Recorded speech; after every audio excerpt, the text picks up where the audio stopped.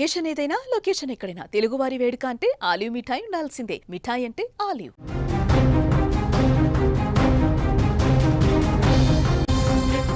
IBomma smart phone ఉన్న ప్రతి తెలుగువాడికి ఈ పేరు సుపరిచితమే. కానీ ఈ సామ్రాజ్యం వెనక ఉన్న మాస్టర్ మైండ్ ఇమ్మడి రవి గురించి ఇప్పుడు బయటపడ్డ నిజాలు పోలీసులనే విస్మయానికి గురి చేస్తున్నాయి.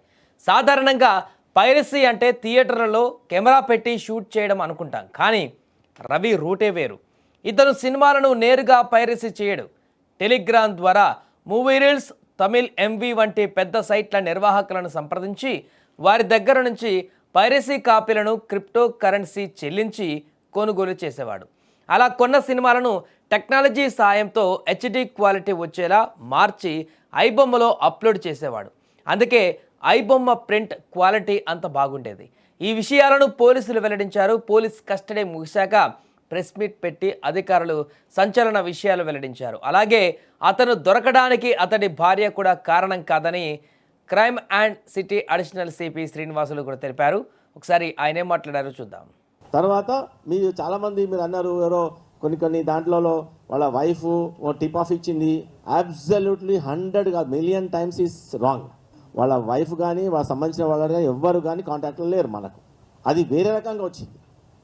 మేము 1 మంత్ నుంచి అతను ఇచ్చిన ఛాలెంజ్ని అనాలిసిస్ చేసుకుంటూ అసలు అతను దొరుకుతాడని మాకు గ్యారంటీ కూడా లేకుండే అప్పుడు. నిజానికి అయితే అనాలిసిస్ చేసుకుంటూ అలా లీడింగ్ క్వశ్చన్స్ని లీడింగ్ డేటాని చేసుకుంటూ పోతే ఒక పర్సన్ మనకు ఫైండ్ అవుట్ అయ్యాడు. అతని నంబర్ ఫైండ్ అవుట్ అయింది. ఆ నంబర్ ఫైండ్ అవుట్ అయిన సిడిఆర్ తెలుసు కదా, మీరు అంతా చేసుకుంటూ పోతే లాస్ట్కు ఇతను ఫైండ్ అవుట్ అయ్యాడు.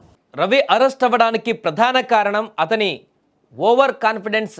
పోలీసు డొమైన్ రిజిస్టర్ చేసిన కంపెనీ మెయిల్ పెట్టినప్పుడు రవి ఏమాత్రం భయపడకుండా పోలీసులకి రివర్స్ మెయిల్ పెట్టాడు.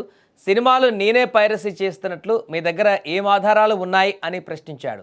ఆ మెయిల్ ద్వారా వచ్చిన IP address, domain registration, phone number ఆసరగా పోలీసులు రివర్స్ ఇంజనీరింగ్ చేసి రవిని పట్టుకున్నారు. సంపాదించిన 20 కోట్లలో దాదాపు 17 కోట్ల విదేశాలలో జల్సాలకు, విలాసవంతమైన జీవితానికి ఖర్చు చేశాడట. మిగిలిన 3 కోట్లను ఇప్పుడు పోలీసులు సీజ్ చేశారు. హైదరాబాద్, వైజాగ్లో ఆస్తులు కూడా కొనుగోలు చేశాడు. Web3 టెక్నాలజీ వాడితే పోలీసులు పట్టుకోలేరని ప్లాన్ చేశాడు. కానీ అంతలోనే అడ్డంగా దొరికిపోయాడు. ప్రస్తుతం రవికి సంబంధించినటువంటి తాజా విచారణలోనే అనేక అంశాలు బయటకు వచ్చాయి. దానికి సంబంధించి పోలీసులు కూడా చెప్పినటువంటి వివరాలు వైరల్గా మారాయి.